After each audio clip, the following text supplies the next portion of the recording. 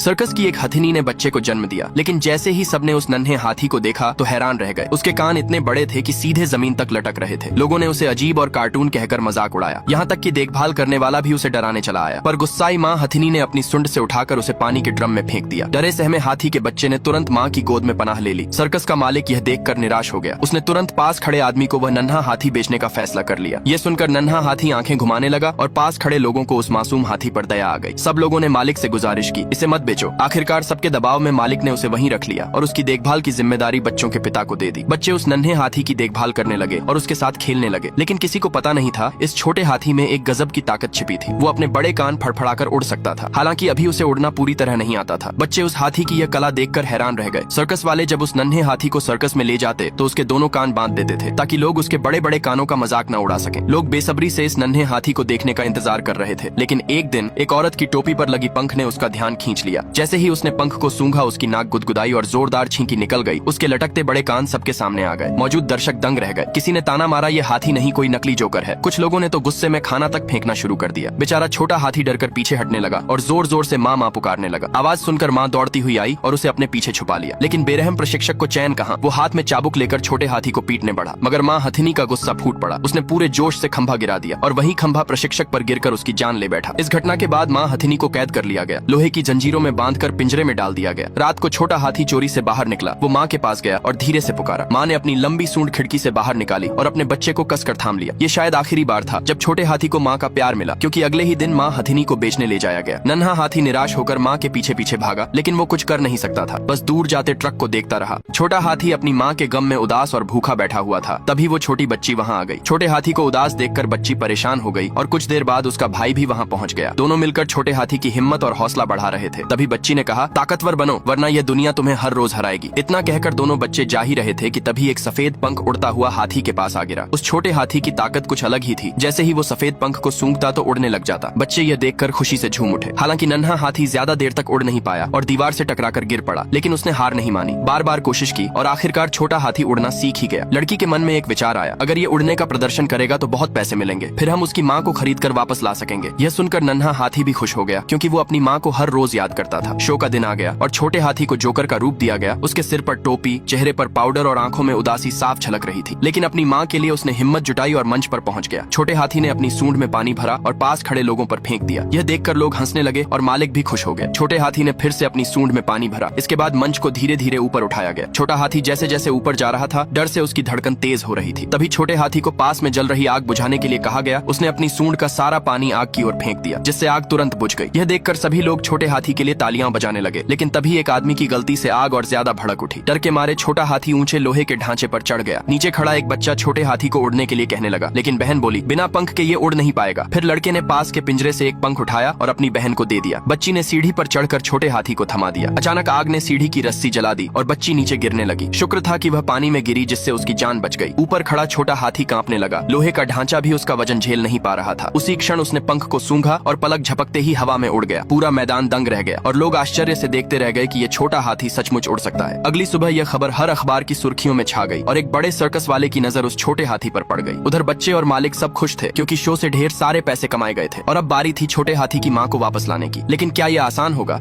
Show खत्म होने के बाद सारे बच्चे उस छोटे हाथी को बड़े प्यार से नहला रहे थे। तभी अचानक छोटे हाथी को अपनी माँ की याद आ गई और भागता हुआ बाहर निकल आया। बाहर देखा तो बड़ा सर्कस वाला छोटे हाथी की तलाश में वहीं आ पहुंचा। उसने छोटे सर्कस वाले को कुछ इनाम का लालच और बड़े सपने दिखाकर उस छोटे हाथी को अपने साथ ले जाने के लिए मना लिया। मगर किसे पता था, उसका असली मकसद उस छोटे हाथी को हड़प लेना था। आखिरकार छोटे हाथी को पिंजरे में कैद कर बड़े सर्कस में ले जाया गया। बच्चों ने पहली बार इतना बड़ा सर्कस देखा था। सर्कस वाले की पत्नी छोटे हाथी से सचमुच मोहब्बत करती थी। तभी सर्कस वाला बच्चों से बोला कि हाथी को उड़ाकर दिखाएं। बच्ची ने पिता की ओर देखा। इशारा मिलते ही वह दूर जाकर सफेद पंख दिखाने लगी। हाथी ने पंख देखा तो दौड़कर उसकी ओर आया और सूंघते ही अचानक उड़ने लगा। तभी सर्कस वाले की पत्नी उसकी पीठ पर बैठ गई। यह नजारा देखकर सर्कस वाले को भी अब यकीन हो गया कि यह हाथी कोई मामूली चीज नहीं है। बड़े शो का दिन आ गया और हजारों लोग इस छोटे हाथी को देखने के लिए जुटने लगे। अचानक छोटा हाथी तेजी से भागने लगा, जैसे कोई अनदेखी ताकत उसे अपनी ओर खींच रही हो। पिंजरों के बीच से गुजरते हुए वह अपनी माँ को ढूंढता रहा। हर पिंजरे पर उसे एक नई उम्मीद जागती और फिर उसकी नजर सामने ठहर गई। उसकी माँ उसी पिंजरे में कैद थी। यह दृश्य देखते ही उसका मासूम दिल तड़प उठा। दोनों की आंखें भर आईं। बच्चे भी पीछे पीछे दौड़ते हुए छोटे हाथी तक आ गए। जब उन्होंने उसकी माँ को देखा तो वे भी हैरान रह गए। तभी बड़ा सर्कस वाला वहाँ पहुँच गया। दरअसल उसी ने छोटे हाथी की माँ को कैद कर रखा था। उसने तुरंत अपने आदमियों से कहा कि इस छोटे हाथी को यहाँ यहाँ से दूर कर दो। छोटा हाथी अपनी माँ के लिए पुकारता रहा, लेकिन बेरहम लोगों ने आखिरकार उसे उसकी माँ से फिर जुदा कर दिया। अब छोटे सर्कस वाले को भी समझ आ चुका था कि उसने गलत आदमी से सौदा कर लिया था। तभी बड़े सर्कस में गलती से आग लग गई। लोगों में अफरा तफरी मच गई, लेकिन बच्चे और उनका पिता आग के बीच फंस गए। उधर सर्कस वाले की पत्नी और कुछ अच्छे लोगों ने मिलकर चारों ओर मची अफरा तफरी के बीच छोटे हाथी की माँ को आजाद करा लिया। आखिरकार छोटे हाथी को अपनी माँ का प्यार मिल ही गया, लेकिन तभी उस औरत को लगा कि शायद बच्चे आग में फंस गए हैं। ये सुनते ही छोटा हाथी बेचैन हो उठा और तुरंत उड़ता हुआ सर्कस की ओर निकल पड़ा। रास्ते में तालाब से अपनी सूंड में पानी भरकर वह सीधा आग के बीच जा घुसा। छोटे हाथी ने अपनी सूंड का सारा पानी उस गेट पर फेंका जहाँ आग भड़क रही थी। आग थोड़ी कम हुई और बच्चे अपने पिता के साथ बाहर निकल आए। पिता ने दोनों बच्चों को छोटे हाथी की पीठ पर बैठा दिया। फिर छोटा हाथी उन्हें लेकर सेफ जगह आ गया। थोड़ी देर बाद उनका पिता भी घोड़े पर सवार होकर पहुंच गया। इस तरह छोटे हाथी को अपनी माँ और बच्चों को एक माँ जैसी औरत मिल गई।